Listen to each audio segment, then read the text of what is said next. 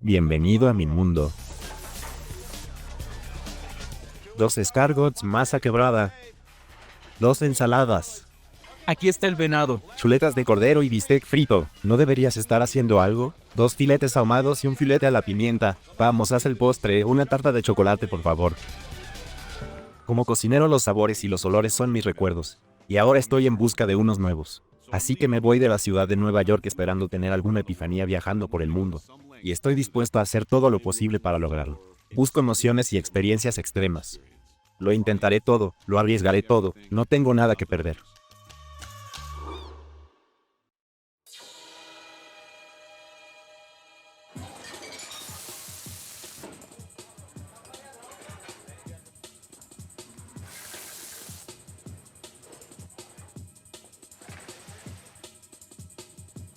Hasta luego. Bueno, lo admito, estoy saliendo del trabajo muy temprano últimamente.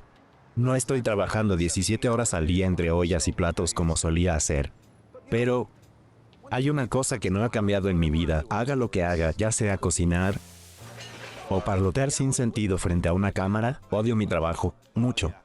Después del trabajo, me gusta ir a un bar y disfrutar de una bebida alcohólica de mi elección, finamente preparada.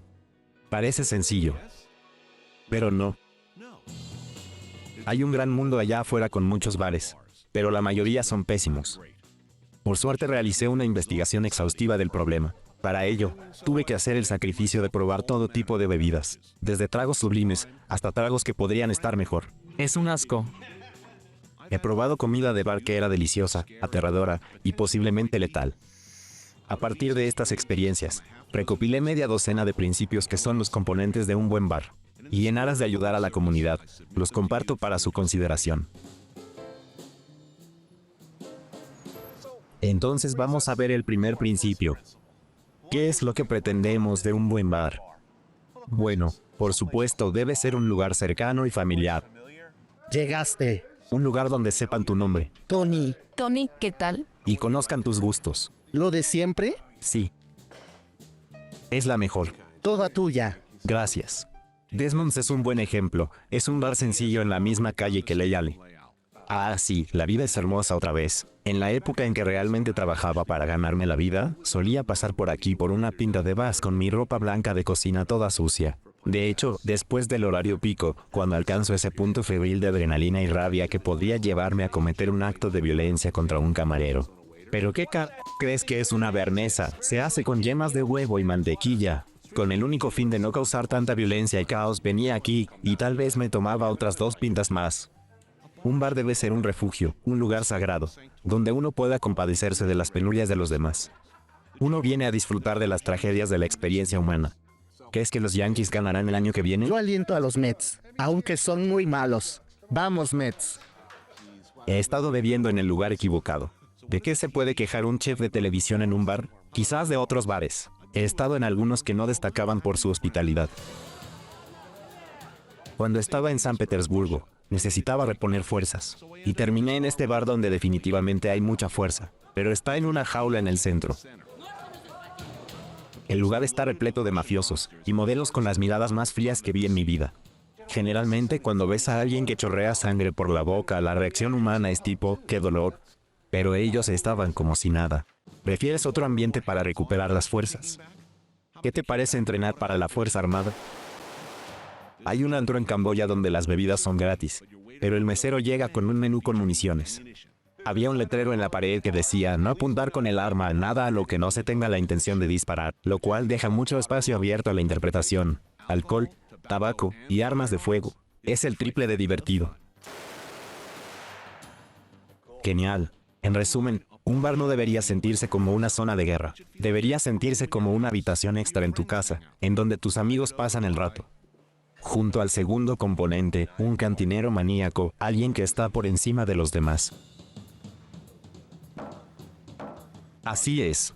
Un cantinero maníaco debe combinar una preocupación desmedida por tu estado actual de hidratación. Gracias. Adiós. Con la discreción y el tacto de un sacerdote que escucha confesiones. Por fin se fue, no lo soportaba más. Un cantinero verdaderamente maníaco. Domina al menos una de las bebidas sacramentales de su oficio. Puede que sea la perfecta combinación de ron, jugo de lima, jarabe de caña de azúcar y menta, que es el mojito, o tal vez sea la habilidad consumada detrás de una pinta de Guinness servida por expertos. ¿Vas a dejar que un estudiante universitario con granos que trabaja a medio tiempo en un barsucho durante sus vacaciones se meta con tu Guinness? Pues yo no. Perfecto, hasta el trébol. Pero la bebida que separa a los aficionados de los obsesivos profesionales de la mixología es el clásico martini americano. En un mundo de sabelotodos del whisky de Malta y de batidoras efervescentes, el martini equilibra el ingenio y la sofisticación de Frank Sinatra con la fría disciplina de Michael Jordan. Lo hacen parecer tan fácil. Charla y música, batir y servir, ginebra y vermú. Solo se necesitan unos pocos y sencillos ingredientes y la obsesión por ser el mejor. Hay mucha gente por ahí que puede preparar un buen martini, y luego está Dale DeGroff, el tipo que escribió un libro sobre el tema. Delicioso. En serio, aquí tengo su libro, y vengo con varias preguntas. Dale, si preparo un martini con vodka, ¿es realmente un martini? La ginebra hace al martini. El vodka no aporta ningún sabor a la fiesta. En cambio, los botánicos y el ginebra dan lugar a una gran bebida. ¿El vermut es imprescindible? Con solo una gota basta, pero tiene que tener un poco. De acuerdo, me gustaría un martini clásico, hecho correctamente, hecho por el mejor experto. ¿Cómo no? Ah, bueno, así es como te das cuenta de que Dale está a otro nivel. Tiene su propio kit para martinis. Nunca había conocido a un cantinero que tuviera un rollo de cuchillos. Por cierto, este es un must-have. Cualquier chef estaría orgulloso de tenerlo en su kit. Este cóctel se originó en la década de 1880, aquí en la ciudad de Nueva York en el Hotel Knickerbocker. Fue la primera vez que alguien juntó la ginebra y el vermú secos en el mismo vaso, en partes iguales. Excelente. Agregamos una aceituna y dodamos una cáscara. Aquí va. ¿Está listo? Adelante. Esto es simplemente hermoso. Es la superestrella de la coctelería. Es como mezclar el béisbol, el jazz y la comedia musical en un vaso. Esta es la experiencia americana. Oye, no te rías. Después de uno de los martinis de Dale, es posible que te lances a las 3 actividades. Es una hermosa mañana en Nueva York. Las personas se incorporan a su ritmo diario, comienzan alertas y renovadas, y abordan los desafíos que se avecinan con calma y una actitud positiva. Pero yo no. Ya dediqué un día y una noche completos a educar a los espectadores sobre los bares de Nueva York, así que creo que me tomaré un descanso. Y como mucha gente, después de un duro día de trabajo, creo que podría ir por un trago. Sé que recién son las 8 de la mañana, pero no todos trabajan de 9 a 5. Aún no hay muchos bares abiertos, y no quiero sentirme culpable cuando pida una pinta tan temprano. ¿A dónde puedo ir? Lo que nos lleva a otro componente. Necesitas un horario de atención conveniente que se adapte a tus elecciones de estilo de vida, lo que significa que el bar abra temprano.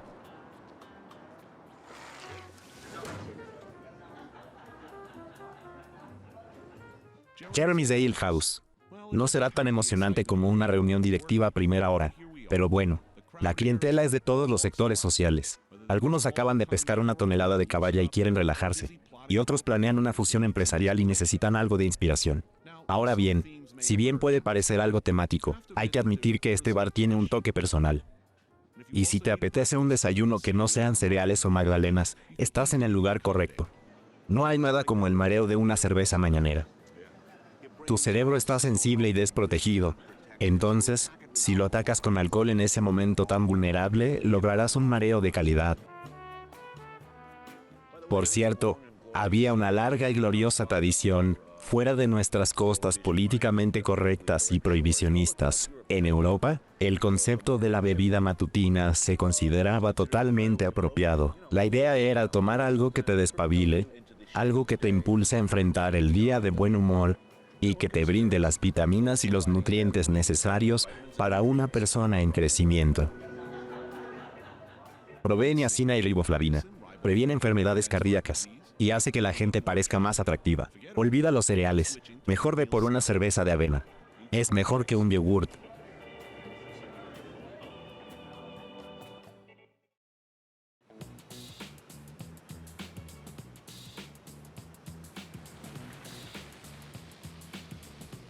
La cuestión es que un bar debe ser una experiencia fácil. Debe ser como sumergirse en una agradable, cálida y cómoda tina. No debe haber notas discordantes. Hay ciertas cosas que buscas cuando eliges un bar y ciertas cosas que definitivamente debes evitar. ¿Qué debes evitar? Los lugares que te distraen de disfrutar una buena comida y bebida. Por ejemplo, los bares temáticos. No basta con el tema del alcohol, es decir, ¿qué es un bar temático? ¿Por qué necesitas un tema para un bar? El entretenimiento en los bares me resulta molesto, y me irrita escuchar cualquier tipo de música en vivo cuando solo quiero beber. Ni hablar de los cabarets, de ninguna manera. Y que Dios nos ampare del peor de los casos. El karaoke.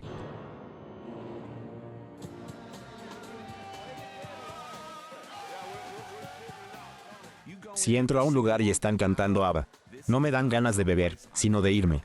Es la noche de karaoke de Billy Joe. Por favor, Dios, mátame. Mátame ahora. Lo siguiente a evitar es cualquier bar con una cuerda de terciopelo. Son lugares que te hacen sentir como un fracasado por siquiera intentar ingresar. Ustedes son miserables perdedores, así que muévanse, porque no van a entrar. Es evidente que hay un problema cuando hay más gente fuera del bar que dentro.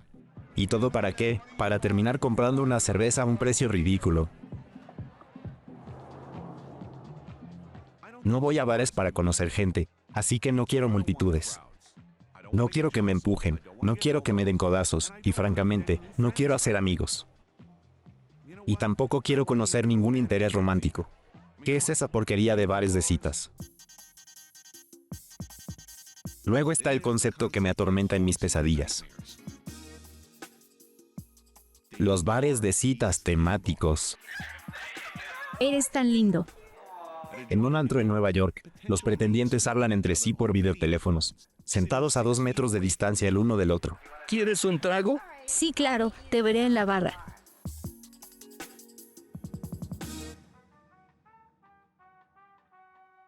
Hay algo muy especial en los bares solitarios. No hay gritos molestos ni manoseos. Es un lugar donde puedes sentarte tranquilo, relajarte y reflexionar sobre tu día o tus problemas. Es un lugar donde puedes escuchar las suaves vibraciones de cualquier música triste que suene en los parlantes, sin que te altere los nervios. Esto nos lleva al componente número 3 de un buen bar. Un buen tocadiscos.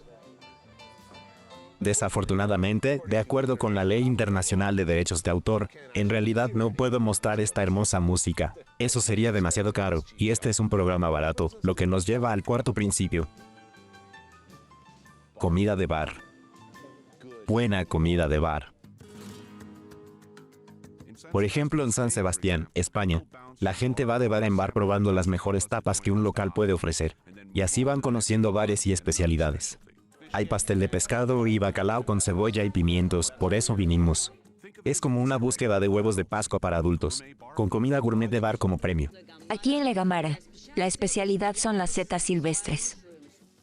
Es una filosofía de variedad y moderación, resumida en el dicho vasco, come un poco a menudo. Necesito privacidad para esto. Oh cielos. En Tokio, un paseo por un estrecho callejón ofrece una experiencia gastronómica totalmente distinta. El ambiente huele a yakitoris, que son simples brochetas de carne a la parrilla, que los japoneses adoran acompañar con cerveza o sake. Este es el tipo de lugar en el que pasaría todo el día si viviera en Tokio. Así que cuando sales del trabajo, vas a un bar de yakitori para el happy hour. Este es el cartílago de codo del pollo, aterrador para la mente occidental y muy sabroso. Comiendo tapas o yakitoris, así de bien lo pasan del otro lado del mundo. Pero cuando se trata de la mejor comida de bar, el premio nos lo llevamos nosotros en Estados Unidos. La única, gloriosa e inigualable hamburguesa. Y el pez gordo de las hamburguesas de bar está en el Corner Bistro de Nueva York. Mira eso. Gracias. Todos esos europeos presumidos que se burlan de nuestra hamburguesa estadounidense no saben lo que se pierden. ¡Qué cosa linda! Está buena, lo sé. Es la mejor. Mira, esta es la carne. Oh, sí. Es 90% carne de res. La gente lo merece. ¿Cómo debe ser la comida de bar? Debe ser simple. No quiero una torre de foie gras con brotes. Quiero sangre y grasa en mis dedos y mentón. Eso es lo que quiero. Además, no quiero cubiertos. Quiero poder sostener la comida en una mano y una cerveza en la otra. Debe ser enorme, simple, grasienta y muy buena.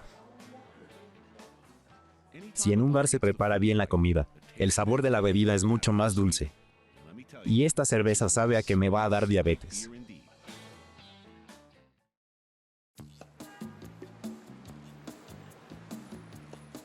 Ya estamos a mitad de nuestro viaje, y siento que me hacen falta aún más nutrientes. Si no te apetece la gran hamburguesa bistro, ¿qué tal un poco de cerdo? Esto es Rudy's, el hogar de la salchicha gratis, los famosos perros calientes. Cuando vienes por primera vez, la idea de salchichas gratis no suena tan tentadora, pero después de unos tragos cambias de parecer, créeme. Este bar tiene un gran tocadiscos, de hecho uno de los 2 o 3 mejores de Nueva York, o sea del mundo, y no te cobran por las salchichas. Pero me da un poco de vergüenza pedir un perro caliente gratis, y tengo una reputación que proteger. Así que voy a intentar ser disimulado. Voy a tomar una pinta más, y quizás algo de comer. ¿Puede ser un perrito caliente? ¿Quieres un perro caliente? Bueno, mantuve la calma.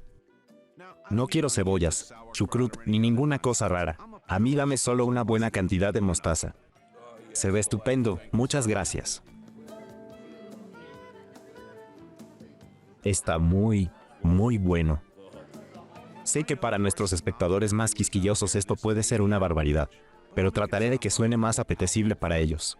Es un apetitoso embutido, sazonado, con salsa de ajenare. Ir a Corner Bistro y Rudy's por una hamburguesa o una salchicha. Definitivamente son buenas paradas en la ruta de bares con comida. Pero cuando quiero ir a un lugar que tenga un menú de verdad, voy a Chicama. Ya pasé por 8 o 9 bares hoy, así que creo que debería comer algo. Me darías un ceviche ecuatoriano. Y quiero un poco de salsa de marlín ahumado también, gracias. Se necesita tiempo para preparar una buena comida, lo que significa una cosa, hora de los mojitos. Esta es de esas bebidas de la que si tomas una copa, luego tomas otra y de repente te despiertas sin ropa en otra ciudad sin saber cómo llegaste allí. Es decir, que cumple la misión del alcohol, la cual es transportarte a un lugar lejano, preferiblemente con un clima más cálido. ¿Qué mejor trago para lograr eso que el mojito? Digamos que estoy intentando abrir el estómago. Creo que esto entra en la categoría de comida de bar de lujo. Ceviche. Este ceviche tiene camarones marinados en jugo de limón, tomates, cebollas y lo que el chef decida agregar. Y esto es marlín ahumado, que supera a las alitas estilo búfalo y a los palitos de mozzarella fritos. Mira esta tortillita, bebé. Deberían tenerla en todos los bares. Se me hace agua la boca. Riquísimo, es una buena mezcla. Picante, ahumado, dulce y fresco. Por ahora me centraré en lo que es dulce y nocivo. Me gustaría otro de estos cuando puedas. Está mortal. Después de establecer una base sólida de alimentos para absorber todo el alcohol que se agita en el estómago, hay que mantener esa intoxicación constante, no hay tiempo que perder. ¿Pero qué debería beber? Probé tantos tragos alrededor del mundo que no quiero nada demasiado exótico.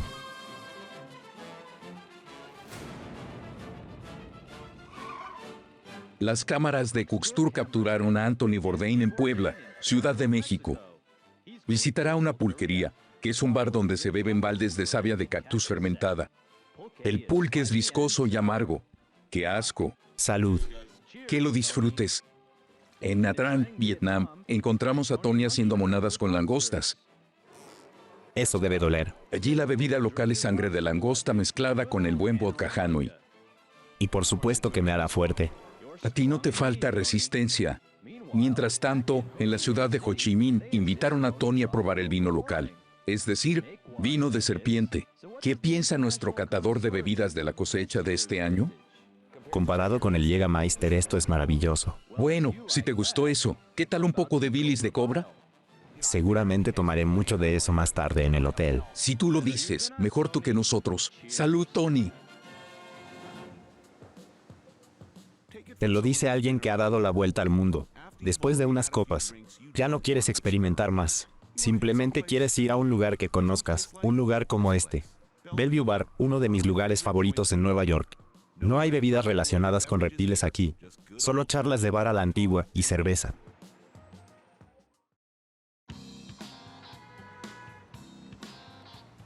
Un bar puede ser algo muy personal. Todo el mundo tiene uno preferido. En Bellevue Bar aprecian plenamente la relación simbiótica entre el vendedor y el cliente, lo que me lleva al siguiente componente esencial de un buen bar. Esto es algo que denominamos la recompra. ¿Cómo funciona? Pues es muy fácil. Después de cada par de cervezas o tragos que compro, en un gesto de reciprocidad, la cantinera me dará uno gratis. Esto suele venir en la forma de un vaso de chupito invertido. Yo invito la próxima. Es un acuerdo tácito en el que cada tercer o cuarto trago que tomes, uno corre por cuenta de la casa. Esto es muy importante porque, después del tercer o cuarto trago, muchos bebedores deciden irse a casa. Pero cuando ven esta hilera de chicos malos piensan, ¿cómo voy a irme ahora con tantos tragos gratis esperando? Te ayuda a superar ese obstáculo tan crucial.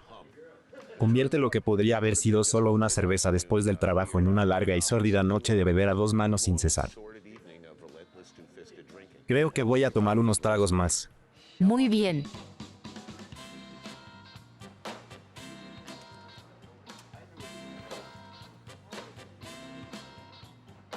Y puedes entablar conversaciones sofisticadas con los cantineros de Bellevue, mientras acumulas millas de viajero frecuente.